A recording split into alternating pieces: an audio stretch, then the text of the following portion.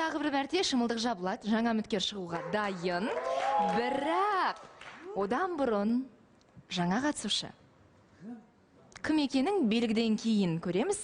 Аружанның қолында белгі. Қайдасың қазақ жігіті дейді. Ал қазақ жігіті санаулы минуттардан кейін бәлкім студияға шығады. Ал кім келеді? Салтанат. Кешелі бері салтанатты күтуде. Мөлдір дейді.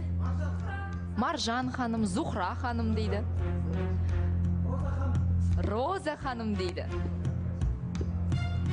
Қосылайық жобасына келіп, қайта өз бақытын іздейтін жан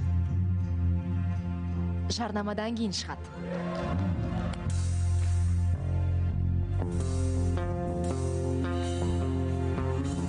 Қос. Лайк.